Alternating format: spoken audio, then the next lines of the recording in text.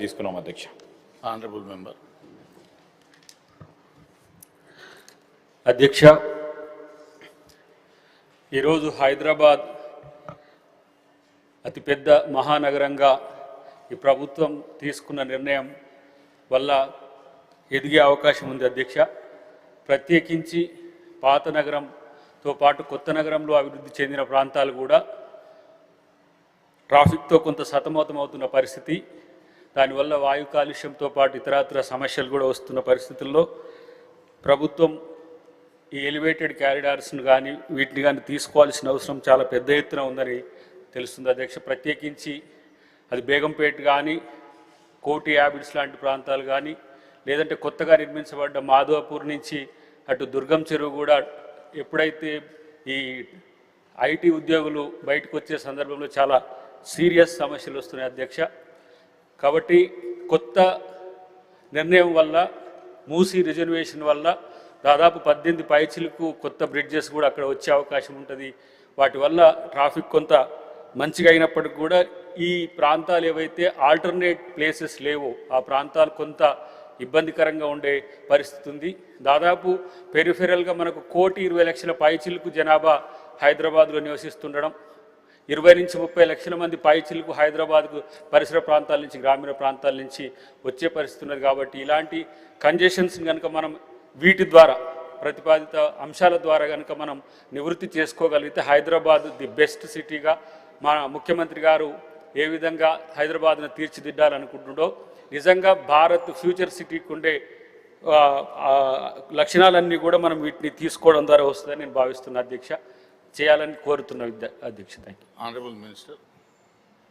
అధ్యక్ష, వీటన్నిటి విషయంలో కూడా ఈరోజు ఒక సమగ్రమైన ట్రాఫిక్ అధ్యయనం చేసుకుంటూ ట్రాఫిక్ రద్దీకి సంబంధించి గౌరవ సభ్యులు దయాకర్ గారు చెప్పిన అన్ని అంశాలను కూడా దృష్టిలో పెట్టుకొని ఈ రద్దీ సమస్యలను, ఈ ఆర్టీరియల్ మార్గాలను మెరుగుదరాలని, మరి ఎలివేటెడ్ కారిడార్స్ కానీ, గ్రేట్ సెపరేటర్స్ కానీ, ఫ్లైఓవర్స్ కానీ, అండర్ పాస్లతో కూడుకున్న కూడళ్ళు అక్కడ మెరుగుపరచాలనే ఒక సమగ్రమైన అభివృద్ధి ప్రణాళికని గౌరవ ముఖ్యమంత్రి గారు మరి మున్సిపల్ శాఖను కూడా నిర్వహిస్తూ ఉన్న సందర్భంలో రాబోయే ఒక 30-40 సంవత్సరాల కాలం పాటు ఫ్యూచరిస్టిక్ హైదరాబాద్ని రూపొందించాలని ఆలోచన చేసి మరి HCT ప్రాజెక్ట్ కింద మరి 1,090 కోట్ల మొత్తానికి దాదాపు మరి 29 ఇది ఎలివేటెడ్ కారిడార్స్ కానీ, గ్రేట్ సెపరేటర్స్ కానీ, ఫ్లైఓవర్స్ కానీ, అండర్ పాస్లు కానీ, కూడలికి సంబంధించిన మరి ఎక్స్పాన్షన్స్ కానీ వీటన్నింటిని కూడా దృష్టిలో పెట్టుకునే చేయటం జరిగింది అధ్యక్ష. మరి ఈ క్రమంలో వారు చెప్తా ఉన్నప్పుడు మనము ఇతర మెట్రోపాలిటన్ సిటీకి సంబంధించిన అంశాలన్నింటిని కూడా దృష్టిలో పెట్టుకుంటాం అధ్యక్ష. మరి పక్క రాష్ట్రాలకు సంబంధించి అక్కడ క్యాపిటల్స్లో ఇబ్బందులు ఎదుర్కొంటా ఉన్న సందర్భంలో ఈరోజు మనము ఫ్యూచర్ సిటీకి సంబంధించిన అంశం కూడా దీనిలో ఒక ప్రత్యేకమైన ప్రస్తావన అధ్యక్ష.